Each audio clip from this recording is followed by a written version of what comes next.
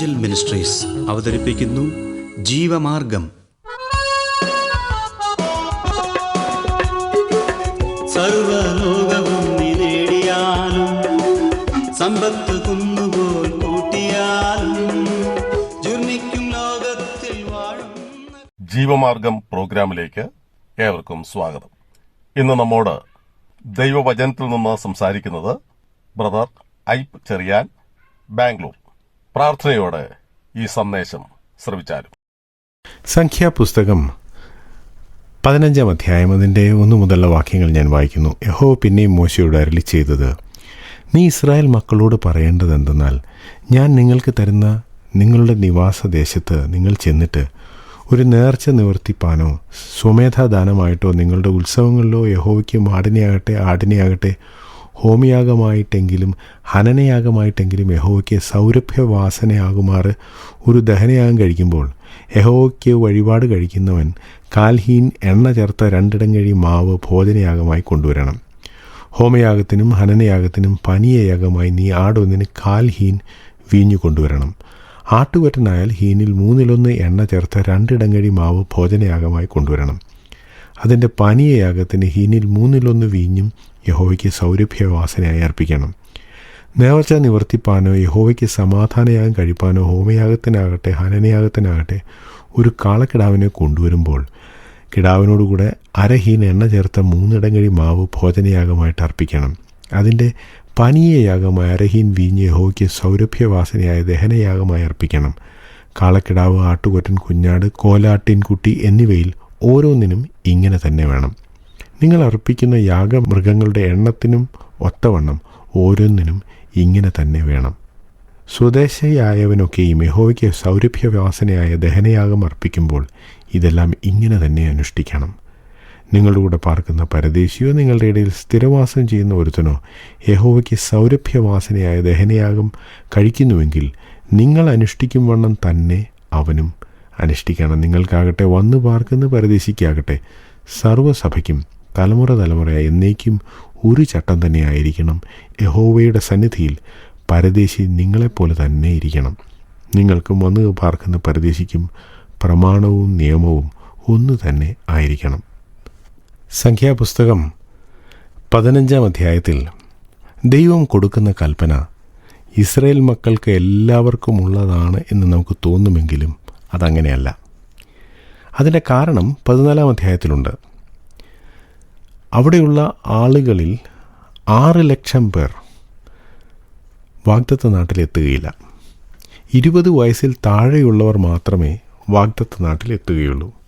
അപ്പോൾ വാഗ്ദത്ത നാട്ടിൽ ചെന്നിട്ട് ചെയ്യേണ്ട കാര്യങ്ങളെക്കുറിച്ചുള്ള ഈ നിർദ്ദേശങ്ങൾ ഈ മരിച്ചു പോകുന്ന 6 ലക്ഷം പേർക്കുള്ളതല്ല, 20 വയസ്സിൽ താഴെയുള്ള പുതിയ തലമുറയ്ക്കാണ്. അതുകൊണ്ടാണ് യാഗത്തെക്കുറിച്ചുള്ള കൽപ്പനകൾ മോശ ആവർത്തിക്കുന്നത്, അല്ലെങ്കിൽ ദൈവം മോശയോട് ആവർത്തിക്കുവാൻ പറയുന്നത്. ഇവർ ദേശത്ത് ചെല്ലുമ്പോൾ അവിടെ ഉണ്ടാകാൻ സാധ്യതയുള്ള കാര്യങ്ങളെക്കുറിച്ച് പറയുന്നു. അവിടെ ഉത്സവം ഉണ്ടാവും, ആടുമാടുകൾ അവർക്കുണ്ടാവും. അതിൻ്റെ ഫലമായി അവർ ദൈവത്തിന് നേർച്ച നേരും. അവർ സ്വമേധാദാനം ദൈവത്തിന് നൽകും. മാത്രമല്ല, അവർക്ക് ധാന്യങ്ങളുണ്ടാവും, അതിൽ നിന്നും മാവുണ്ടാവും. അവർക്ക് മുന്തിരിത്തോട്ടങ്ങളുണ്ടാവും, അവിടെ നിന്ന് അവർക്ക് വീഞ്ഞുണ്ടാകും. അവർക്ക് ഒലിവ് തോട്ടങ്ങളുണ്ടാകും, അതിൽ നിന്ന് എണ്ണയുണ്ടാകും. അപ്പോൾ ഈ പറഞ്ഞ കാര്യങ്ങളെല്ലാം ഇവർ കണ്ടിട്ടുള്ളതല്ല. ഈജിപ്തിൽ ഇതിവർക്കില്ലായിരുന്നു, മരുഭൂമിയിൽ ഇതിവർ കണ്ടിട്ടില്ല. ഭാവിയിൽ ഇവർക്ക് ദൈവം കൊടുക്കുന്ന അനുഗ്രഹങ്ങളുടെ ഒരു സൂചനയാണ് ഈ കൽപ്പനകൾ. എന്താണ് താൻ പറയുന്നത്? നിങ്ങൾ യാഗം കഴിക്കുമ്പോൾ യാഗത്തോടു കൂടെ മാവ് അർപ്പിക്കണം. അതിൽ എണ്ണ ചേർത്തതായിരിക്കണം. എണ്ണ ചേർത്ത മാവ് എന്ന് പറഞ്ഞാൽ അതുകൊണ്ടാണ് ബ്രെഡ് ഉണ്ടാക്കുന്നത്, അല്ലെങ്കിൽ അപ്പം ഉണ്ടാക്കുന്നത്. അപ്പോൾ അപ്പത്തിനുള്ള മാവ് ഈ യാഗം കഴിക്കുന്നത് കൂടെ അർപ്പിക്കുക. മാത്രമല്ല, അതോടൊപ്പം പാനീയയാഗമായി വീഞ്ഞും അർപ്പിക്കുക. ഇതിൽ വ്യത്യാസമുണ്ട്. ഈ വ്യത്യാസം ഏത് തരം യാഗം കഴിക്കുന്നു എന്നതിലല്ല, മറിച്ച് വ്യത്യാസം ഏത് മൃഗത്തെ യാഗം കഴിക്കുന്നു എന്നത് അനുസരിച്ചാണ്. ഉദാഹരണത്തിന്, ഒരു ആട്ടിൻകുട്ടിയെയാണ് യാഗം കഴിക്കുന്നതെങ്കിൽ 1/2 ഹീൻ എണ്ണ ചേർത്ത 2 ഇടങ്ങഴി മാവെന്നാണ് പറയുന്നത്. അപ്പം അതിൻ്റെ കൂടെ 1/2 ഹീൻ വീഞ്ഞും ചേർക്കുക. ഇനി അതൊരു ആട്ടുകൊറ്റനാണെങ്കിൽ 1/3 ഹീൻ എണ്ണ ചേർത്ത മാവും 1/3 ഹീൻ വീഞ്ഞും. ഇനി അതൊരു കാളക്കിടാവാണെങ്കിൽ 1/2 ഹീൻ ഓയിൽ ചേർത്ത 3 ഇടങ്ങഴി മാവും 1/2 ഹീൻ വീഞ്ഞും. അപ്പോൾ മൃഗത്തിൻ്റെ വലിപ്പം മാറുന്നതനുസരിച്ച് ഈ മാവിൻ്റെയും വീഞ്ഞിൻ്റെയും അളവ് കൂടുന്നു. യാഗത്തോടൊപ്പം ഭക്ഷിക്കുന്ന മാവും കുടിക്കുന്ന വീഞ്ഞും അർപ്പിക്കുന്നു. ഒരു മനുഷ്യന് ആവശ്യമുള്ള കാര്യങ്ങൾ തന്നെയാണ് ഈ യാഗം കഴിക്കുന്നതിലൂടെ അവർ അർപ്പിക്കുന്നത്. അതുകൊണ്ട് തന്നെയാണ് ഈ യാഗങ്ങളുടെ ഒരു നല്ല പങ്കും പുരോഹിതന്മാർക്ക് ലഭിക്കുന്നത്. മാത്രമല്ല, ചില യാഗങ്ങളിൽ യാഗം കഴിക്കുന്ന ആൾക്ക് അതിൻ്റെ ഒരു ഭാഗം ലഭിക്കുന്നു. ഈ കൽപ്പനകളൊക്കെ വളരെ കൃത്യമായി ദൈവം അവരോട് പറഞ്ഞിട്ട് ഒരു കാര്യം കൂടി അവരെ ഓർമ്മിപ്പിക്കുകയാണ്. അതിങ്ങനെയാണ്: ഈ നിയമം നിങ്ങൾക്കും നിങ്ങളുടെ ഇടയിൽ വന്നു പാർക്കുന്ന പരദേശിക്കും ഒരുപോലെ ആയിരിക്കണം. ഇത് പലപ്പോഴും ഇസ്രായേൽ മക്കളും നമ്മളും മറന്നുപോകുന്ന ഒരു കാര്യമാണ്.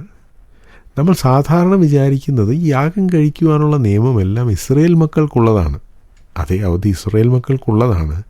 എങ്കിലും അവരുടെ ഇടയിൽ ഒരു പരദേശി വന്നു പാർത്താൽ അവനും ഇതേ നിയമം ബാധകമാണ്.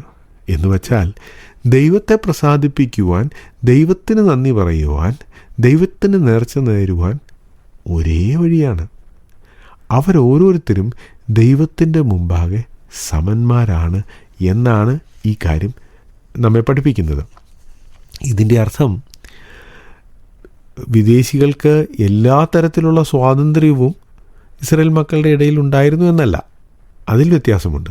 എന്നാൽ ദൈവം മുമ്പാകെ സ്വദേശിയും വിദേശിയും ഒരുപോലെയാണ്, ഒരേ വിലയാണ് അവർക്കുള്ളത് എന്ന് യാഗം കഴിക്കുവാനുള്ള നിഷ്കർഷകൾ വായിക്കുമ്പോൾ തന്നെ നമുക്ക് മനസ്സിലാവും.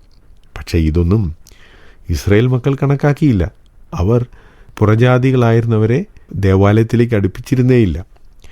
അവർ നശിച്ചു പോകേണ്ടവരാണ്, അവർക്ക് ദൈവത്തിൻ്റെ യാതൊരു കരുണയും ലഭിക്കാൻ സാധ്യതയില്ല എന്നൊക്കെ വിശ്വസിച്ചിരുന്നവരാണ്. എങ്കിലും ദൈവം എല്ലാ മനുഷ്യരെയും ഒരുപോലെയാണ് കണ്ടത്.